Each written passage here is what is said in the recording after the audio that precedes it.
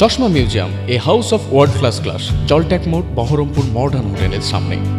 বিহার ভোটের ফলাফলে খুশি বিজেপি। উৎসবে মাতলেন বিজেপির কর্মীরা। আবির মাখিয়ে, বাজি ফাটিয়ে, লাড্ডু বিতরণ করে আনন্দ উল্লাসে বহরমপুর বিজেপি পার্টি অফিসে পালন করা হলো বিজয় আনন্দ। এদিন জেলা বিজেপি সভাপতি জানান, আগামী 26-এর ভোটে তৃণমূলকে হারিয়ে বিজেপি দখল নেবে বাংলা।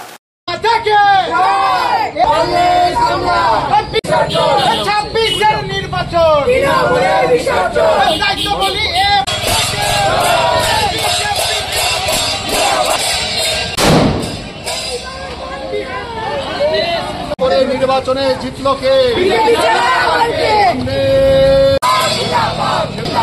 শুভেন্দু অধিকারী জিন্দাবাদ। সুতরাং মতুয়াদের এখানে ভয় পাওয়ার কোনো ব্যাপারই নেই। দ্বিতীয়ত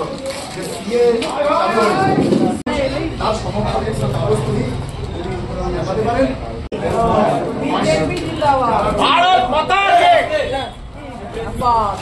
অত্যাচারী হয় সম্পত্তি রক্ষার জন্য, ইজ্জত রক্ষার জন্য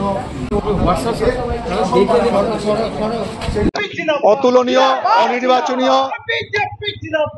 ইতিপূর্বে বিহারে এই রকমের পরিণাম কখনো আসেনি। এইবারের নির্বাচনে এটাই লক্ষ্য করা ছিল যে এসআইআর এর প্রভাব এই নির্বাচনে কতটা পড়ে বা আদৌ পড়ে কিনা।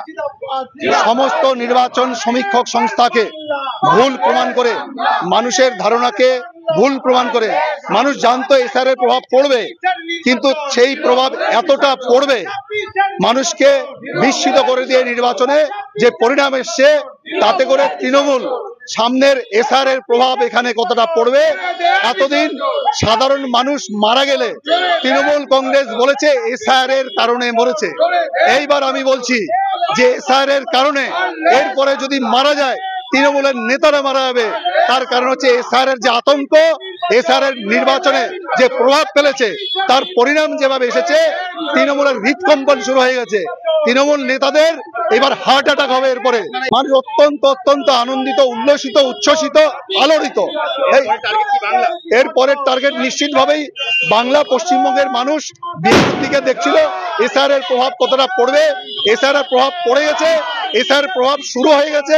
এবার এসআইআর চলবে, ওয়েভ শুরু হয়েছে, তরঙ্গ এইবার আরো জোর ঢেউয়ের মতো, ঝড়ের মতো, স্টর্মের মতো সামনে আসছে পড়ে পশ্চিমবঙ্গের বিধানসভা নির্বাচন। বিহারের পরে বাংলা তো নিশ্চিতভাবেই, কারণ এসআইআর এর পরে পশ্চিমবাংলা দ্বিতীয় নির্বাচন হতে চলে। প্রথম নির্বাচনে এসআইআর তার কেরামতি দেখিয়ে দিয়েছে। এসআইআর পশ্চিমবঙ্গে তার ভেলকি এবার দেখাবে। বললাম তো যে এসআইআর এর ফলে তৃণমূল এতদিন যেটা দাবি করে যে সাধারণ কর্মী মারা গেছে, তৃণমূল কংগ্রেসের নেতারা এবার আতঙ্কিত। সামনে এসআইআর এর পরিণাম তাদের বুককে কিভাবে কাঁপিয়ে দিবে, তারা দেখতে থাকুক সামনের দিন।